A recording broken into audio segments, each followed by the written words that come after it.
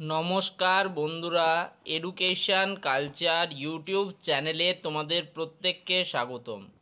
তো তোমরা যারা ডিপ্লোমা ইন ইলেকট্রিক্যাল ইঞ্জিনিয়ারিংয়ে থার্ড সেমিস্টারে পড়াশুনো করছো, তো তোমাদের জন্য কিন্তু আমি একটা সম্পূর্ণ ডেডিকেটেড কোর্স নিয়ে এসেছি, যেখানে আমি ফ্রি অফ কস্টে তোমাদের যে বিভিন্ন সাবজেক্ট রয়েছে সেই সাবজেক্টগুলোকে কিন্তু পড়াচ্ছি এবং প্রত্যেকটা স্টুডেন্টের যাতে উপকার হয় সেই জন্য একদম স্টেট কাউন্সিলের যে লেটেস্ট সিলেবাস রয়েছে সেটাকে পুরোপুরি ফলো করা হচ্ছে।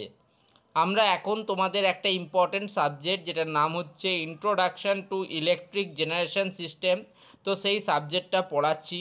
অলরেডি আমি কিন্তু তোমাদের এই সাবজেক্টের অন্তর্ভুক্ত যে সাব টপিকগুলি অর্থাৎ বেস লোড রিলেটেড টার্মস, তারপর base load and pick load power plant এবং তারপর আমরা বিভিন্ন লোড কার্ভ নিয়ে অলরেডি আলোচনা করে ফেলেছি।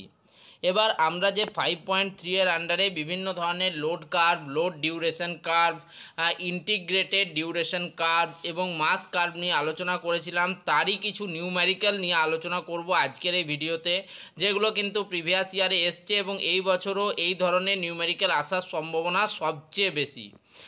তো প্রথম প্রশ্ন দেখো, the load on a power plant on a typical day is as follows. একটা নির্দিষ্ট পাওয়ার প্লান্টের নির্দিষ্ট সময়ক্রমে কিন্তু তোমার লোডের ডেটা এখানে দেওয়া রয়েছে, টাইম দেওয়া রয়েছে দেখো, আর লোড দেওয়া রয়েছে। তো দেখো, রাত 12টা থেকে সকাল 6টা অবধি 25 মেগাওয়াটের কিন্তু লোড আমার ইউজ হয়েছে। সকাল 6টা থেকে সকাল 9টা পর্যন্ত 50 মেগাওয়াট, সকাল 9টা থেকে সন্ধে 6টা পর্যন্ত 90 মেগাওয়াট, সন্ধে 6টা থেকে রাত 10টা পর্যন্ত 120 মেগাওয়াট এবং রাত 10টা থেকে সকাল 12টা পর্যন্ত কিন্তু 25 মেগাওয়াট।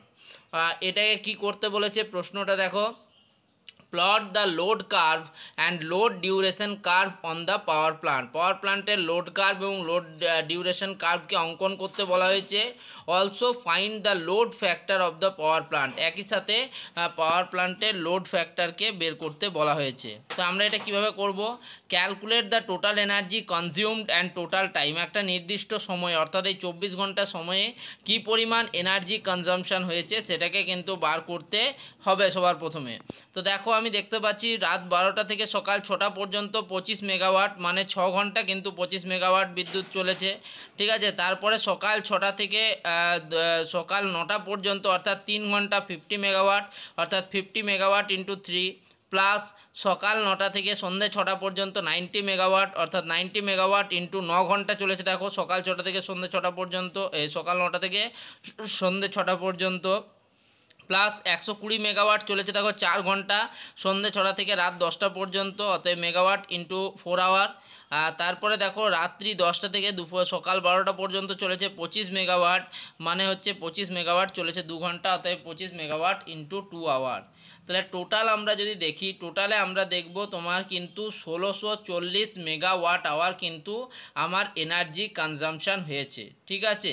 তো দেখো কি করে, আমার 25 মেগাওয়াট চলেছে তোমার 6 ঘন্টা এবং 2 ঘন্টা, অর্থাৎ তোমার টোটাল কিন্তু 200 মেগাওয়াট। তারপরে 50 মেগাওয়াট আমার চলেছে 3 ঘন্টা, মানে 150 মেগাওয়াট, অর্থাৎ 350 মেগাওয়াট। 90 মেগাওয়াট আমার চলেছে 9 ঘন্টা, মানে 540 মেগাওয়াট, মানে হচ্ছে তোমার 990 মেগাওয়াট, ঠিক আছে।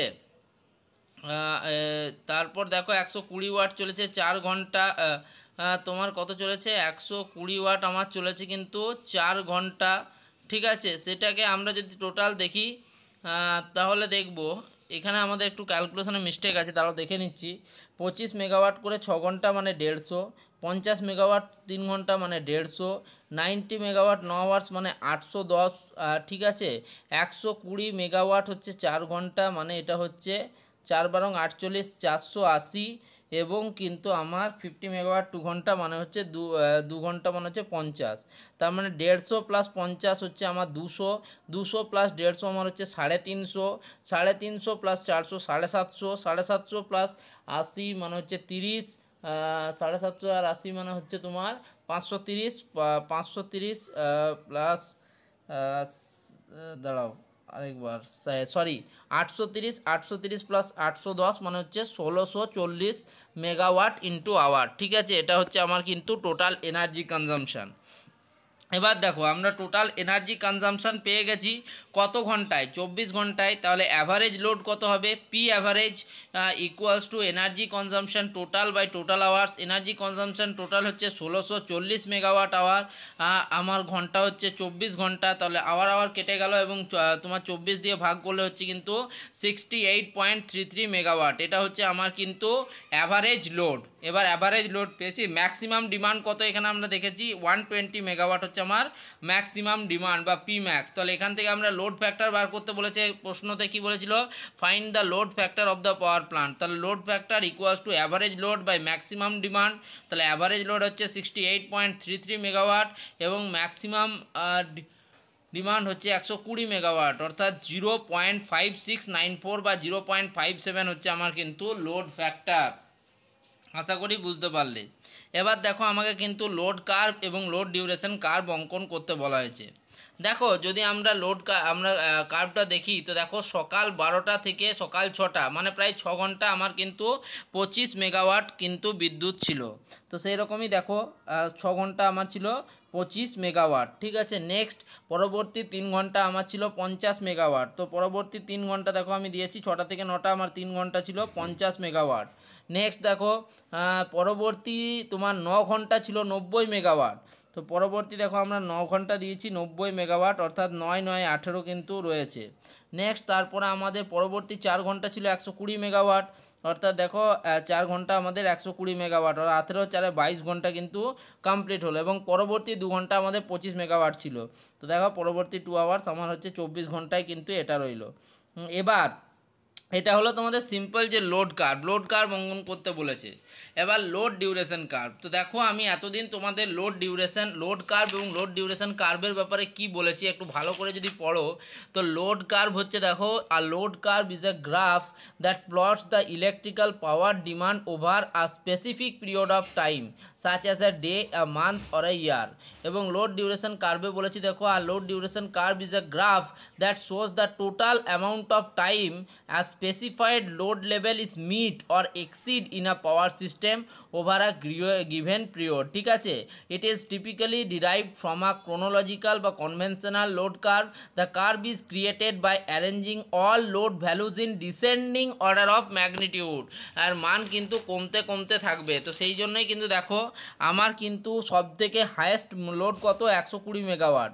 তো 120 মেগাওয়াট আমার 4 ঘন্টা চলেছে। তো দেখো এখানে কিন্তু 120 মেগাওয়াটকে সবার প্রথমে আমি 4 ঘন্টা চালিয়েছি।